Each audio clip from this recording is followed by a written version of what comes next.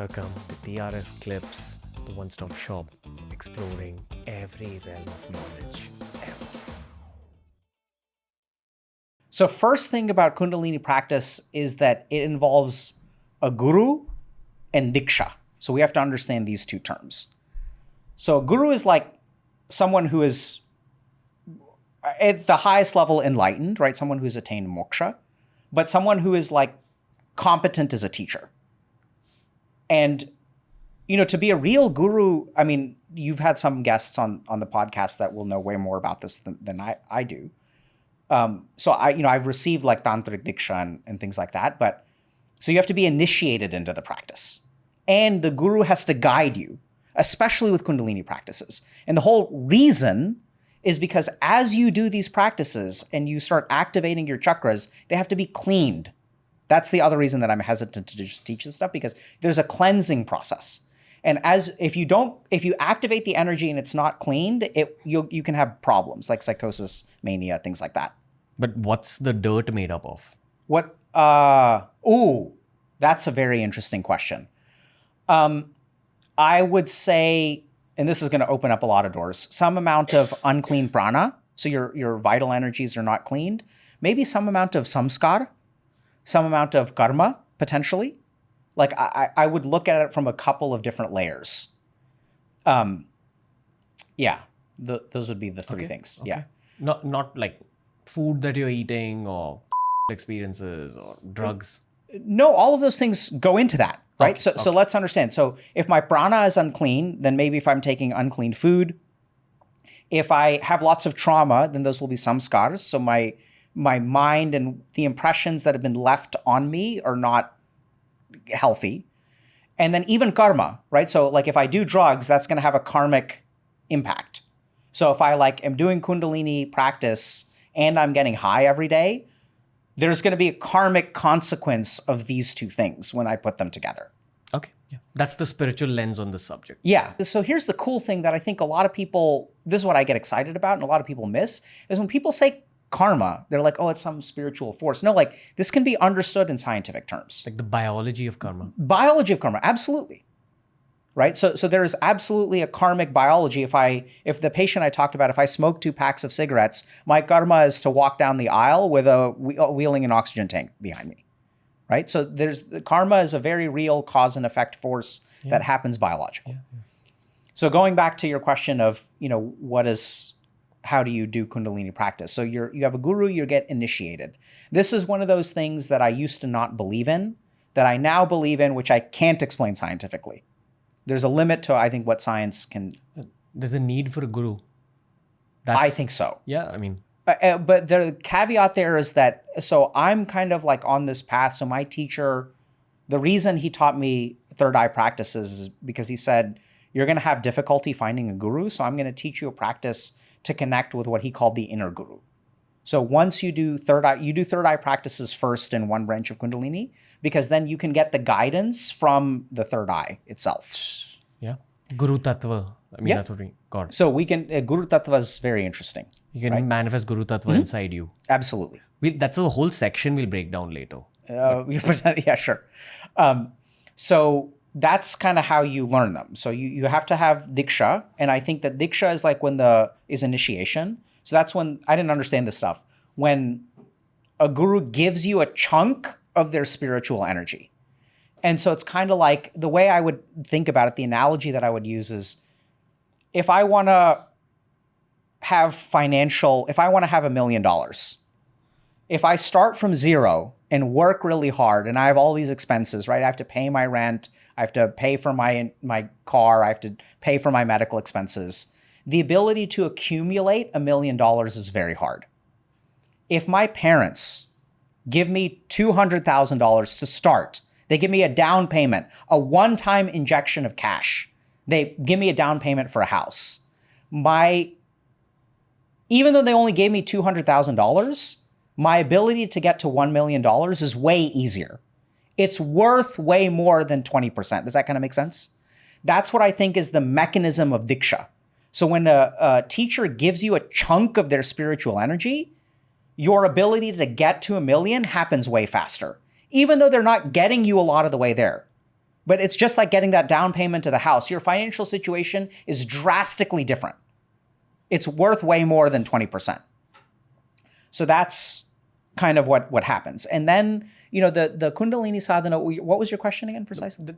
The biological dangers of Kundalini sadhana. Yeah. So and I think because these practices are strong, they're things that are kind of like scarier, right? So you're activating, they're more intense meditation.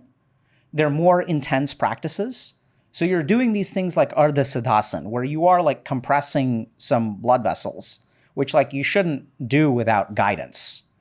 So there's another, kind of scary practice where there's this little, if you look at your tongue is attached to the bottom of your mouth by a little... Kechri mudra. Yeah, right? So we'll talk about, so Kechri mudra.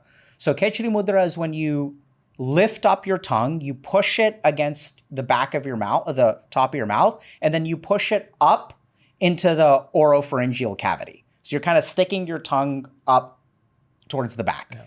Now, what's going to happen is when your tongue, you can only push it so far because it's attached to the bottom of your jaw with a little membrane. So there's a particular yogic practice where you cut that membrane and you use turmeric so it doesn't get infected and things like that. I would never recommend this, right? But that's an example of the more you do that, the more intense your Kechari Mudra can become, right? So how far up it goes depends on removing that membrane.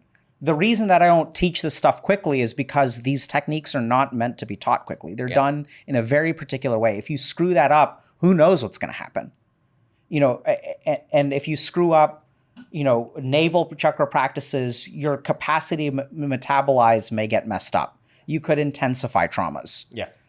This I've seen specifically with trauma. So here's just a good example of sort of a Western side.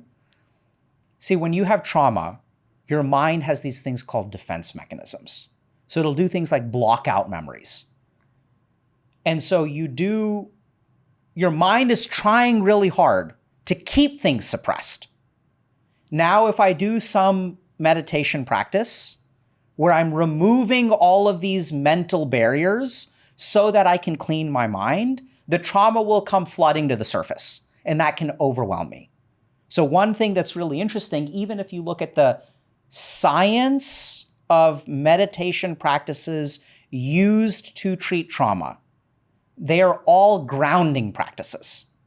They're not something called open awareness practices where, you have some aspects of meditation where they're like, accept whatever thought comes. If you have a history of trauma and you let the thoughts come the way that just let every thought come, it's all okay. People who teach that have not had patients who've been abused since the age of 5. If you just let that stuff come, it'll overwhelm your mind. And so there's all kinds of stuff that's buried, right? So let's remember that when I have food poisoning, the process of getting that toxic food out of me, vomiting or diarrhea, is very unpleasant and can be dangerous in and of itself. If I have food poisoning, I vomit too much, I can die of dehydration. I can die of an electrolyte disturbance. So even though it's theoretically healing, if I'm not careful and it isn't done right, it can be more dangerous. Western viewers especially, but also honestly Indian viewers, I keep saying this a lot, the big advantage of being in India is that we have access to like really well-made meditation schools here, where even if the guru is not present in biological reality, his teachings are present in detail. Meditation techniques are given in detail. And I've also seen like a flip side of this where some people pretend to be fake gurus. Some people alter the teachings of the original guru, and that leads to a lot of trouble for a lot of people. I've seen this in my own life as well. But it's a seeker's duty to go find the right source of the teachings and to be intuitive while finding the source. Yeah, agreed. I think there's some problems even with some of these traditional meditative schools. So this is going to be like a little bit of maybe like a unusual take. You're just doing a narrative on a reality. So here's my experience. So you have some enlightened teacher, right? Yeah. And they have like a text or they pass along the teachings. So so many people have come to me and said, meditation doesn't work for me. And then as we get into it, like, why doesn't it work for you? What happens? So let's understand what happens in a school. So there's a couple different versions of this. So you have like some meditator who's like really good, right? Like a good example is Buddha. And then there's a lot of people that come after him. But the question is, what percentage of Buddha's capability does the second guy have? Does the third guy or third girl, fourth, fifth, sixth, maybe 10 generations down, you get someone who's very spiritually enlightened, and then they kind of reinfuse that spiritual energy. But oftentimes what you'll see in these traditions is a shell of the practice. They have all the techniques, but like what happens, like, I don't know if this makes sense. It's not clear to me that the person who takes over has the same degree of Shakti as the person who started it. I have a more optimistic outlook on this. Yeah, sure. I feel you got to begin somewhere. Absolutely. Yeah. So I think that's fair, right? So I think though that sometimes what happens is you end up with teachers who are mechanically Gotcha. teaching. That I agree with. Yeah. And so what happens if you look at some of these... I mean, I feel like the essence of this is that the meditator has to be serious about the practice. Completely agree. Like, you are your greatest coach. You are absolutely your greatest coach. But I think one of the scary things out there is that when you have one of these, meditation schools that you go through a course. Yeah. And then you get certified as a teacher. And then you teach meditation. That's not how it used to be done. What used to happen is, sure, you go through a course that's 30 years. And at the end of it, you're not guaranteed a degree. Your guru turns to you and says, so this is in the Zen tradition, after 30 years of dedicated practice, depending on your spiritual development, you receive a title, right? So in Hindu tradition, we'll have Swami or Paramhansa, right? Where you get this title because of your capability, not because you paid $5,000 and showed up every day. So the quality of meditation, the quality of meditative instructors, I completely agree with your point that you have to start somewhere. There's a lot of good stuff in these lineages. And you have to be your own coach. You have to be intuitive with yourself.